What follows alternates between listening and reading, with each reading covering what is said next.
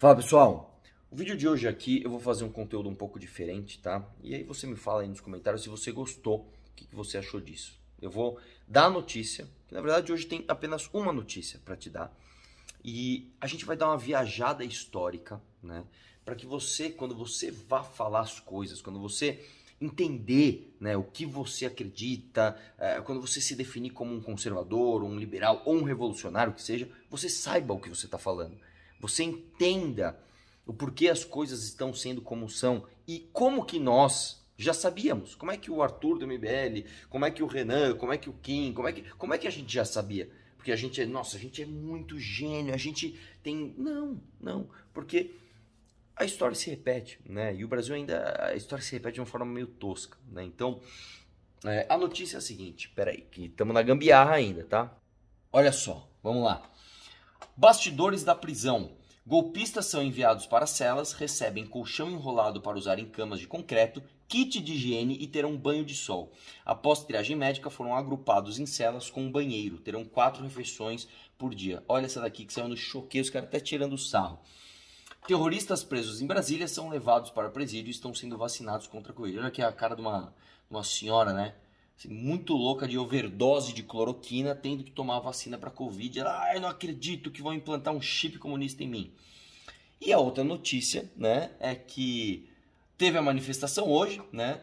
Olha aqui, ó. Rio reforça a segurança em Copacabana, mas bolsonaristas não aparecem. Olha outra aqui. PMs, helicóptero e Força Nacional são mobilizados no Distrito Federal para ato com 3 manifestantes. A galera saiu fora, cara. Já acabou. E é óbvio que isso não ia dar certo. É óbvio que esse projeto de revolução não ia dar certo, não só, né, porque Bolsonaro, são estas Forças Armadas, são estes os radicais, não é só por isso, mas porque isso é uma mimetização de uma história que a gente já viu 300 milhões de vezes, né? Apesar do Bolsonaro ele não ter nenhuma característica de um líder, né? Porque um líder de fato, né? O líder de fato ele tá ali com você. Você pega, por exemplo, tem até aquela zoeira lá dos 300 de Esparta, né? Que o humorista, até esqueci o nome, esqueci o nome dele. Ele zoou ali, né? Ele fala, somos aqui 300 espartanos contra 30 mil persas, né? Ô Leônidas, você tem que para de arrumar essas brigas aí, meu. Só que o Leônidas tá junto. O cara vai lá, uma briga, vão apanhar junto. O Bolsonaro nunca esteve junto com você, né? Haja vista eu aqui, ó, os caras sendo presos, tendo direito a banho de sol. Imagina, cara, tua avó, com o teu avô lá no grupo de WhatsApp, estavam lá sendo influenciados por Nicolas, por Constantino, de repente os caras estão presos. Olha a maluquice. O Bolsonaro tá onde? O Bolsonaro tá nos Estados Unidos, amigão. Ganhando 100 pau por mês, né? Do bolso, inclusive, dessas pessoas e do nosso bolso também. Apesar disso, né? Mesmo que o Bolsonaro fosse um líder de fato e essas pessoas fossem um pouco menos malucas e não sei o que lá, mesmo assim, esse tipo de coisa não dá certo.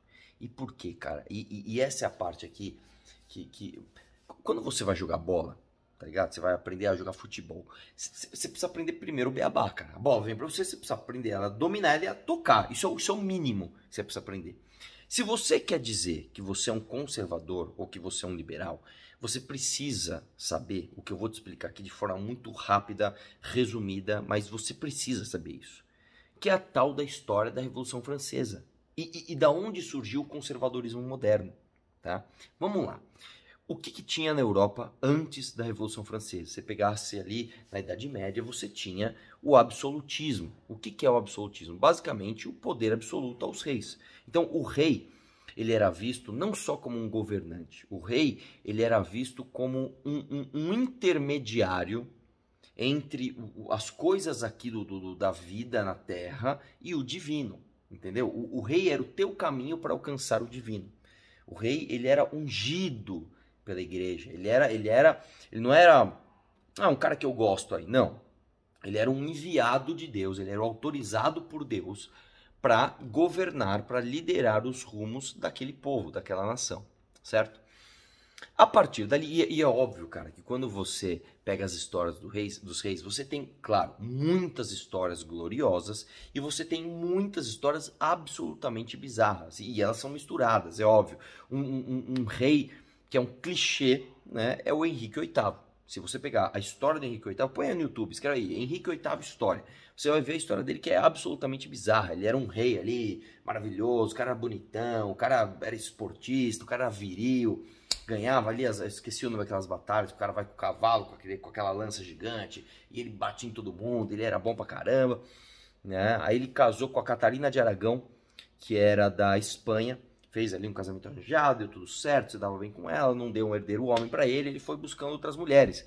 Pegou ali a Ana Bolena, enfim, e aí, meu, as mulheres não davam filho homem pra ele, que ele fazia, mandava cortar a cabeça, e brigou com a igreja porque ele queria se separar. Então, a história do Henrique VIII é tipo um clichê nas histórias bizarras de absolutismo, de o que acontece quando você acumula muito poder na mão de uma pessoa, né? Ou de um conjunto de pessoas, no caso ali a corte.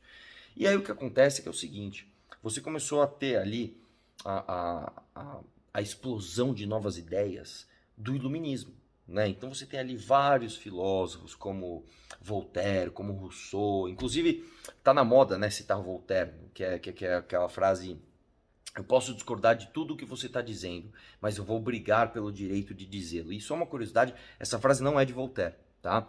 Essa frase é de uma estudante de Voltaire, que era muito fã dele, e falou, olha, eu poderia resumir a obra, né, e o pensamento de Voltaire nessa. Se fosse resumir numa frase, a frase seria essa, tal, e lançou essa frase. Uma frase muito bonita, inclusive. E as ideias do iluminismo vieram com essa ideia da razão, do ceticismo em relação ao status quo, né? Ceticismo em relação à maneira como se vivia, em diversas áreas, nas áreas religiosas, enfim. Do iluminismo, né, você teve uma das pessoas influenciadas, um cara chamado Robespierre, né, um francês chamado Robespierre. E o Robespierre, né, quando eclodiu a Revolução Francesa, que, vamos sair para matar todo mundo, eu não quero saber de rei, não quero saber de rei, né, ele foi uma figura muito importante. E, inclusive, só outra curiosidade, a definição de direita e esquerda vem dali, vem da Revolução Francesa, né? Durante a Revolução, eles se reuniram ali num ginásio, onde à esquerda do ginásio estavam os jacobinos e à direita do ginásio estavam os girondinos. Qual que era a divergência de ideias ali? Os girondinos queriam fazer revolução. Eles queriam fazer revolução, mas eles queriam fazer uma revolução aos poucos, não tão radical. Vamos de boa ali. Vamos. Também não quero saber de rei, mas vamos aos poucos, vamos de boa. E estavam à direita. E à esquerda estavam os jacobinos, que eu quero fazer revolução, vamos quebrar tudo e não sei o quê. É tipo o PSOL, tá ligado? E aí esses jacobinos, né, inclusive aquela frase, precisamos matar o último rei nas tripas do último padre, e é isso que vai dar certo, não sei o que lá. E aí os jacobinos ganharam e a revolução foi realmente uma revolução jacobina. Né? Disso, é daí que vem o termo jacobino, jacobinismo, não sei o que lá, que é uma revolução radical. E o que você acha que aconteceu com o próprio Robespierre? Né? Robespierre também morreu na guilhotina. O Robespierre que ele veio com essa ideia de, não, é o seguinte, meu irmão, se trair a revolução, tem que pegar a guilhotina e pau, e cortar um monte de cabeça. Ele mesmo assinou centenas de sentenças de morte. Ele também acabou na guilhotina por supostamente ter traído a própria revolução, né? Então, onde eu quero chegar? Depois de tudo isso ter acontecido, né? Aliás, não é nem um inglês, se não me engano ele é irlandês, um irlandês chamado Edmund Burke, né? Ele escreveu um livro muito importante chamado, como é que é o nome do livro? Reflexões sobre a Revolução na França, onde basicamente ele reflete sobre aquilo tudo, né? E ele é considerado o pai do conservadorismo moderno, porque o que acontece? Do ponto de vista da esquerda, um conservador, ele é um cara que não quer de jeito nenhum mudar. Olha o nome, conservador, ele quer conservar tudo como está, o que não é verdade, isso é uma falácia, né? Quem não quer mudança é um reacionário. Se apresenta uma mudança, o cara, eu não quero mudar, tem que ficar assim. Eu faço isso desse jeito há 80 anos, tem que ficar assim, né? Só que ser conservador não é isso. Ser conservador é entender que nós temos um pacto entre as gerações passadas e as gerações futuras. Nós temos de olhar as gerações passadas tudo que a gente aprendeu com o que os nossos antepassados viveram e nós temos que replicar para as próximas gerações tudo que dá certo, né? E isso inclui sim as novidades. Só que isso inclui manter os tijolos, manter a base daquilo que dá certo, entendeu? Por isso o nome conservadorismo. E o que acontece, cara? No meio disso tudo, trazendo um pouco mais para a política, um cara chamado Montesquieu, né? Ali influenciado por John Locke, influenciado por Thomas Hobbes, enfim, influenciado por um monte de gente, ele basicamente, né, entendeu o seguinte, uma coisa que todo mundo já tinha percebido, aliás, mas ele conseguiu sintetizar de uma forma maravilhosa, ele trouxe uma solução para esse problema, que se você acumula poder nas mãos de uma pessoa ou de um grupo pequeno de pessoas, você tem, obviamente, um abuso do poder. Então, o que você faz para que você não tenha o abuso de poder? Como é que você faz para ter os freios e contrapesos do poder? Você transforma o poder em poderes. Então, você tem a tal da tripartição de poder. A nossa república hoje, ela é uma república democrática, ou seja, você vota nos seus representantes, democracia representativa, que a ideia veio lá da Grécia Antiga, e ela é uma república com tripartição de poder que vem do Montesquieu, que é basicamente o seguinte: poder judiciário, poder legislativo, poder executivo. O poder legislativo é o poder que faz as regras do jogo. Olha, a gente quer assim, a gente quer assado. Esse legislativo pode ser formado por uma câmara, por duas câmaras, pode ser formado por deputados, por senadores, eleitos diretamente, eleito por partido, enfim. Um poder que vai criar as regras do jogo. Você vai ter um poder judiciário, que aqui no nosso Brasil, inclusive, não é eleito por voto popular, né? O poder judiciário é um poder tecnicista, você presta concurso, você estuda e presta provas para chegar lá. É claro que você tem alguns cargos de indicação, mas a base da parada é tecnicista, que vai julgar o que está ou não dentro das regras. O poder legislativo diz que tem que ser assim. Eu, judiciário, estou dizendo que isso foi ou não foi assim, isso que aconteceu, certo? E você tem o poder executivo, que é quem executa. O que é uma ditadura? O que é um artigo 142 ou a intervenção militar, não sei o que lá? É basicamente o poder executivo, que é quem tem as armas, fagocitando, ou seja, passando por cima, engolindo os outros dois poderes, ou o legislativo, ou o judiciário, ou os dois. Então, vou dar um exemplo para você. Quando a gente teve aqui a ditadura militar lá de 64, e é ditadura. E por que é ditadura? Porque o poder executivo, depois do AI-5, ele basicamente tinha o poder de julgar e ele tinha o poder de criar novas regras. O poder executivo fazia o papel do judiciário e do legislativo. E deu certo? Não. Isso nunca deu certo em lugar nenhum do mundo. Isso nunca dá certo. Sempre que você tem acúmulo de poder ou na mão de um grupo ou na mão de uma pessoa, né? Você tem abuso de poder.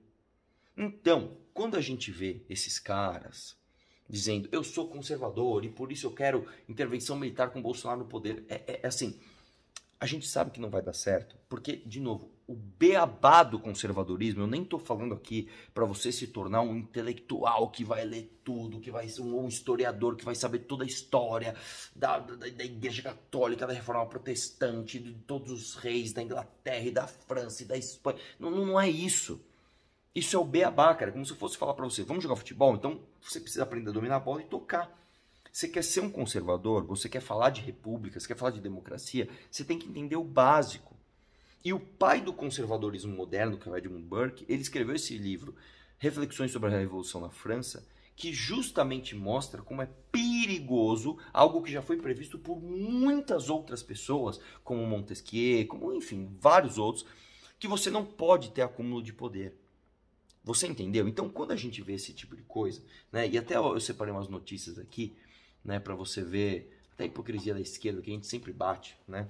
Estamos na gambiarra aqui, tá? Vamos lá, vamos dar um jeitinho aqui, ó. Isso aqui são as vezes que a esquerda depredou patrimônio público, né? Olha aqui, ó, 2022, vandalismo na sede da Bayer, 2021, o incêndio na estátua do Borba Gato, março de 2020, MST invade e vandaliza o Ministério da Agricultura, março de 2020, lá na Assembleia, eu tava lá quando eles entraram e quebraram tudo contra a reforma da Previdência, março de 2017, botaram fogo em ministério, lá em Brasília também, Aqui, ó, dezembro de 2016, quebra-quebra na Fiesp, que o Boulos deu uma entrevista, inclusive, apoiando.